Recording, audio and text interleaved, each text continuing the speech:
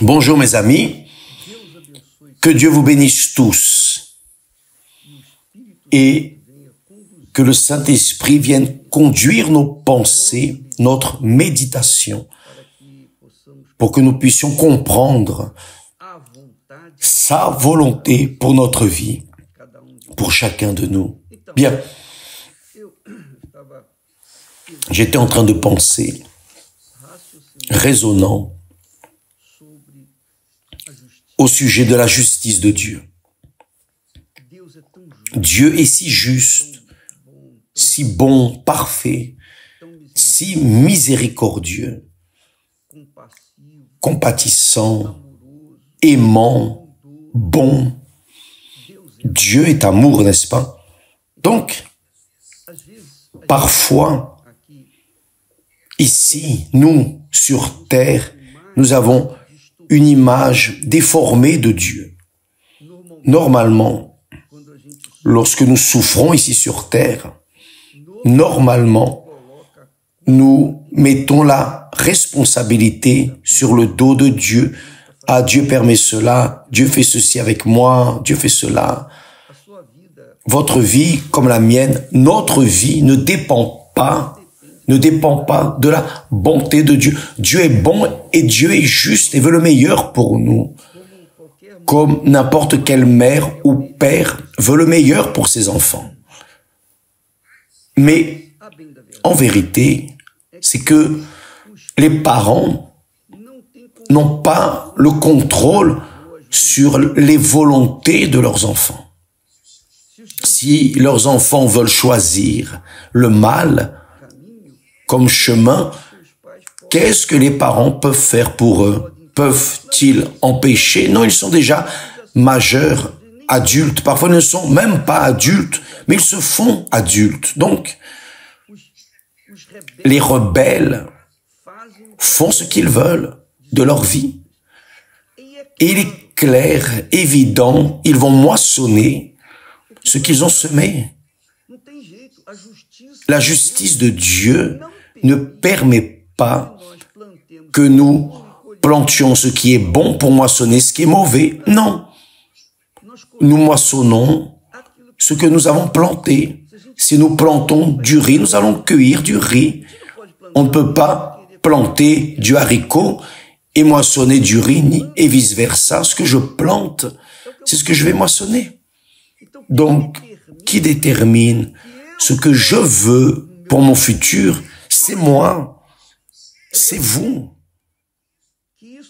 Que cela vienne à être bien clair, Dieu nous a créés avec le droit, le privilège de faire nos propres choix. Même les anges se soumettent à Dieu par imposition. Ils ont même le droit de se rebeller comme cela est arrivé à Lucifer. Donc, mes amis, je ne sais pas d'où vous m'écoutez. Peut-être que vous m'écoutez depuis une prison, une cellule, et vous êtes en train de penser, comme la vie a été mauvaise pour moi, comme Dieu a été injuste, parce que regarde ma vie, oh je suis venu atterrir, mais vous êtes là, ce n'est pas à cause de Dieu, ce n'est pas Dieu qui a voulu, non, c'est vous qui avez planté pour moissonner ce que vous moissonnez maintenant. Et cela est déjà écrit. L'homme sème et ce qu'il sèmera, il le moissonnera. Donc Dieu est juste, mais il est parfait, mais le bon, c'est que, et là vient la bonne nouvelle. Si nous avons été idiots et avons planté ce qui n'était pas bon et que nous moissonnons ce qui n'est pas bon, Dieu est si miséricordieux qu'il nous donne la chance de tout recommencer à nouveau. C'est très glorieux. Dieu est très bon, merveilleux. Jésus dit cela. Jésus a dit, c'est pourquoi quiconque se déclarera publiquement pour moi, c'est-à-dire quiconque m'honorera devant les hommes, quiconque confiera sa vie entre mes mains devant les hommes, quiconque qui aura la foi en moi devant les hommes, mais par-dessus tout, quiconque me confessera, m'honorera devant les hommes, je me déclarerai moi aussi devant mon Père. C'est-à-dire, si j'honore le Seigneur Jésus m'honorera aussi devant le Père. C'est-à-dire, je peux changer mon histoire. Je ne dépends pas de chance, de destin. Ça, ce sont les choses pour les personnes ignorantes en relation à la foi en Dieu. Seules les personnes ignorantes vivent sur la base de la chance, du destin. Ah, je veux lire la main, je veux voir ce que sera ma vie. Ça, c'est de l'ignorance. C'est du paganisme. Les personnes qui dépendent de chance ou qui dépendent du destin tracé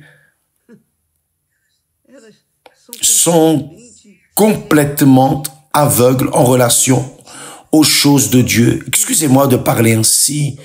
Peut-être que vous vous offensez, car je suis très brutal dans ma manière d'être et de parler, mais je vous dis la vérité qui affranchit, parce que seule la vérité affranchit. Parfois elle blesse, mais elle affranchit, donc c'est la vérité. Votre vie ne dépend pas des autres, mes amis. Votre vie ne dépend pas de votre religion. Votre vie ne dépend pas de votre église, de votre pasteur ou de votre évêque. Votre vie dépend exclusivement de vos décisions. C'est cela. Vous prenez une décision, vous pouvez être sûr que vous moissonnerez les fruits de cette décision. Que vous le vouliez ou non, vous moissonnerez les fruits. Ça, c'est ma foi.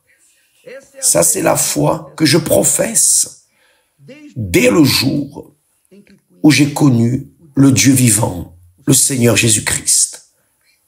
Dès le jour où j'ai reçu l'esprit de la sagesse, l'esprit de la connaissance, l'esprit de la vie. Donc, je sais ce qui m'arrivera demain. Si je plante ce qui est bon aujourd'hui, certainement que demain, je moissonnerai les bons fruits. Mais si je sème, je décide de semer aujourd'hui ce qui n'est pas bon, certainement que demain, je moissonnerai les mauvais fruits. Et c'est la faute de Dieu, c'est votre faute, c'est la faute du destin, c'est la chance, rien de tout cela. Ça, c'est une conversation sans sens, croire dans le destin. Qui fait mon destin, c'est moi. Qui fait le vôtre, c'est vous. Si vous semez ce qui est bon, vous moissonnerez ce qui est bon. Si vous semez ce qui est mauvais, vous moissonnerez ce qui est mauvais. Il n'y a pas de plus ou moins. Ce n'est pas une philosophie, non, c'est écrit. Le texte sacré dit clairement que l'homme ne doit pas se moquer de Dieu, car tout ce qu'il sèmera, il le moissonnera. Donc, si consciemment j'ai conscience de l'existence du Dieu vivant, et qu'alors je cherche à l'honorer ici sur terre, je ne le vois pas, je ne le sens pas, je ne le touche pas, mais j'ai la certitude qu'il existe. Et alors, si je prends la décision de lui obéir, de l'honorer ici sur terre, devant n'importe quelle personne, le monde devant les ennemis, les adversaires, si je choisis de suivre ses pas, de marcher sur ses pas, si je décide en accord avec sa volonté, l'honorant chaque jour de ma vie, alors j'ai la certitude également, j'aurai la certitude que je serai en train de construire ma maison sur le roc, ma vie sur le roc. Que viennent les pluies, les tempêtes, les fleuves peuvent s'abattre, mais ma maison ne tombera jamais, jamais. Ce n'est pas parce que je l'ai déterminé, c'est pas parce que j'ai de la chance, non, parce que je suis né avec le derrière tourné vers la lune, non, rien de cela, mais parce que j'ai semé la bonne semence sur la bonne terre, la parole de Dieu. Donc, quand Jésus dit « Quiconque se déclarera publiquement pour moi, je me déclarerai moi aussi pour lui devant mon Père. » En d'autres mots, quiconque m'honorera devant les hommes, je l'honorerai également devant mon Père. Donc, l'honneur que j'attends de recevoir est de mon Dieu, de mon Père, de mon Seigneur. Je n'attends pas d'honneur de ce monde, car l'honneur et la gloire de ce monde est intéressée, honteuse, menteuse, trompeuse, diabolique. L'honneur que je veux recevoir est de mon Seigneur et Sauveur Jésus-Christ. Si je l'honore, il m'honorera. Vous me regardez depuis une cellule ou un hôpital, une clinique, où vous êtes condamné déjà à la mort à cause d'une maladie fatale. Mais si vous honorez Dieu maintenant, cet instant, pendant que je vous parle, si vous l'honorez là où que vous soyez, même au milieu de la boue, si vous l'honorez, et pour l'honorer, vous n'avez pas besoin d'être bien habillé ou dans un endroit spécial ou dans l'église, non, ou devant l'autel, non. Vous pouvez faire votre autel là où vous êtes, là même où vous êtes. Vous pouvez arriver et dire, « Oh Dieu, je ne connais pas le Seigneur. Je ne t'ai jamais vu, je ne te sens pas. Je ne sais même pas si le Seigneur existe. Mais si le Seigneur existe, alors, entends ma clameur maintenant. Voyez, vous vous adressez au Seigneur avec humilité, mais avec foi. Humilité totale, mais avec foi. Dépendance totale. Lorsque vous faites cela, vous faites un pas dans sa direction, un pas, juste un pas. Le pas que vous faites dans sa direction, il court vers vous. Immédiatement, il vient vous recevoir, car il ne veut pas perdre cette chance de faire sa demeure en vous. C'est cela. Il veut faire sa demeure en vous. Il veut conduire vos pas. Il veut vous donner une nouvelle vie. Il veut être honoré à travers vous, où que vous alliez. Mais d'abord, vous devez l'honorer avec votre foi, même si cette foi est insignifiante, minimum. Vous pouvez être sûr, il court dans votre direction. C'est ce qui est écrit. C'est ce qui est écrit dans la parole de Dieu. Sans foi, il est impossible de plaire à Dieu, impossible de l'honorer. Mais le simple fait de l'invoquer, le simple fait de dire, Seigneur, je ne sais pas si tu es là, je ne sais pas si tu existes, mais si le Seigneur existe, tu me vois, tu me regardes, et je veux me livrer à toi. Je veux que le Seigneur soit mon Seigneur. Je veux te servir. Je veux honorer ton nom. Si tu m'enlèves d'ici, de cet endroit, si tu me donnes une nouvelle opportunité, je veux honorer le Seigneur pour toute l'éternité. Mais j'ai besoin de cette chance. Donne-moi une chance et ma vie ne sera plus la même. Mes amis, Dieu va faire cela avec vous maintenant, là où vous êtes. Et cela, cette prière simple, mais objective, sincère, véritable, Dieu l'écoute et fait vous visiter dans la personne du Saint-Esprit. C'est cela. Le Saint-Esprit est descendu le jour de Pentecôte, 50 jours après que Jésus soit ressuscité. Et dès lors, le Saint-Esprit se fait présent sur terre. Il voit tout, tous, il assiste toutes et tous, et seulement ceux qui l'invoquent au nom de son Fils Jésus le reçoivent. Il descend sur cette personne. Vous avez besoin de savoir une chose. Excusez-moi. Je vais boire un peu d'eau ici. La gorge a besoin.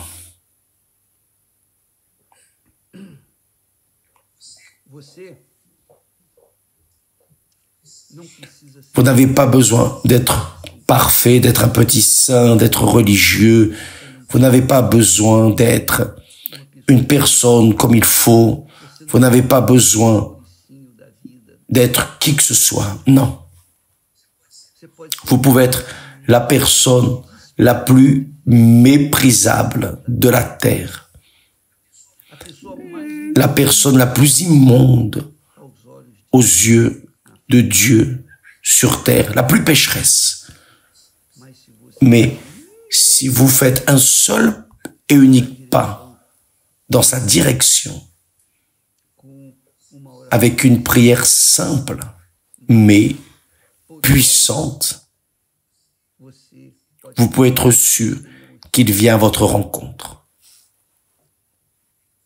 Il vient à votre rencontre. Cela est arrivé avec une jeune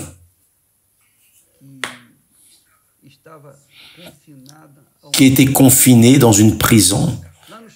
Là, je ne sais même pas l'île, le nom de l'île où elle était, je ne sais rien. Je ne sais pas son nom, l'île où elle était confinée, dans l'endroit du monde, mais là en prison, elle était condamnée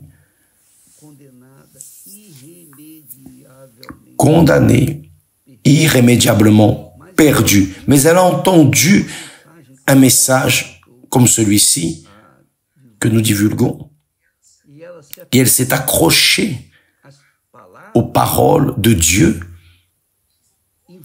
a invoqué le Seigneur, et là en prison, elle a été délivrée des drogues, de la vie erronée qu'elle vivait, enfin, l'enfer qu'elle vivait. Elle a été délivrée. Et pas seulement délivrée spirituellement, mais délivrée physiquement, parce que Dieu a restauré son identité, l'identité divine, ou plutôt lui a donné une identité divine, un nouveau nom. Elle est une nouvelle créature.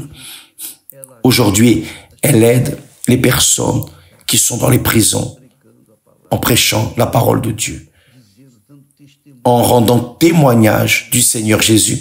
Aujourd'hui, elle honore le Seigneur avec sa vie. Le Seigneur Jésus dit, « Quiconque m'honore, je l'honorerai, mais celui qui me méprise sera méprisé. » C'est donnant, donnant. C'est cela. Honore l'Éternel. Ça coûte quelque chose. Vous devez payer quelque chose, dépenser quelque chose Vous allez juste dépenser un peu de mots, de salive, rien de plus. Et tous ont le même droit. Voyez comme Dieu est juste. Dieu est justice, très juste, parfait. Il donne la chance à tous. Tous, 100%. Même ceux qui meurent sans avoir de chance, Dieu sait s'ils accepteraient ou non, s'ils auraient la chance. Et ils seront jugés avec justice. Et il est évident que s'ils acceptaient Jésus comme unique Seigneur et Sauveur, s'ils avaient une opportunité et qu'ils auraient accepté, alors ils seront justifiés, sauvés. Mais le fait est que vous qui souffrez, qui êtes là, perdus, personne ne vous donne quoi que ce soit. Vous êtes un détritus de ce monde. Vous vous considérez un détritus pour vous-même et pour le monde, mais pas pour Dieu. Parce que c'est ce qui est arrivé aux voleurs sur la croix du Calvaire. Au commencement, au début, lorsqu'ils étaient en train d'être cloués sur la croix, eux comme Jésus, ils disaient, « Ah, tu n'as pas sauvé les autres, sauve-nous aussi. » C'est-à-dire, les deux voleurs maudissaient Jésus au départ, au début de la crucifixion. Mais au fil du temps, des heures où ils étaient là, en train de gémir, l'un d'eux a reconnu que Jésus était innocent, a reconnu qu'il était le Fils de Dieu. Il a reconnu qu'il était Dieu en personne. Il a dit, Seigneur, souviens-toi de moi lorsque tu seras dans ton paradis. Juste ça. Et Jésus, à l'instant, immédiatement, automatiquement, Jésus a dit, aujourd'hui même, tu seras avec moi dans mon paradis. En vérité, je te le dis, aujourd'hui même, tu seras avec moi dans mon paradis. Mes amis, le Dieu en qui nous croyons et que nous annonçons est juste et parfait, miséricordieux, si bien qu'il écoute même la prière des dernières des créatures de ce monde. Le plus pécheur, il écoute, mais il faut être sincère. Parlez à Dieu là où vous êtes.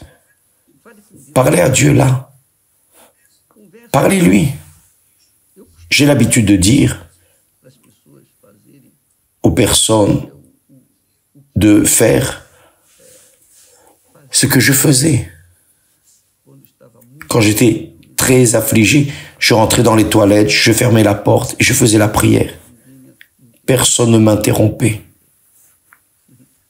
Viviane, ma fille, quand elle était jeune, elle ouvrait le couvercle des toilettes, elle mettait la tête proche, là, de l'eau, proche de l'eau, et elle s'humiliait devant Dieu. Et Dieu l'utilise comme Christiane également. Dieu utilise ceux qui veulent l'honorer. Si vous voulez honorer, si vous l'honorez, il va vous honorer. Peu importe ce que vous avez fait d'erroné, il va répondre à votre supplication, votre clameur immédiatement, où que vous soyez. Il est le Dieu, le Sauveur. Lui seul peut vous sauver, personne d'autre. Personne. Ne comptez sur personne. Personne. Lui seul peut vous retirer de cette situation. Donc, parlez-lui. Quel que soit l'endroit où vous vous trouvez en ce moment, parlez-lui. Vous voulez le baptême du Saint-Esprit, vous pouvez le recevoir maintenant. Maintenant. Vous pouvez le recevoir maintenant. Même pas besoin de finir le jeûne de Daniel. Vous pouvez recevoir maintenant. Ça ne dépend que de vous. Parce que le Saint-Esprit est descendu et il est avec nous depuis les jours de Pentecôte, cherchant des personnes qui veulent honorer son Fils Jésus ici sur terre. Si vous le voulez, alors il va vous honorer. J'honorerai ceux qui m'honorent, mais ceux qui me méprisent seront méprisés. Quiconque se déclarera publiquement pour moi, je me déclarerai moi aussi pour lui devant mon Père qui est dans les cieux. Mais quiconque me reniera devant les hommes, je le renierai aussi devant mon Père qui est dans les cieux. Et il dit plus, vous voulez servir le Seigneur Jésus, vous voulez réellement être son serviteur, voyez ce qu'il dit.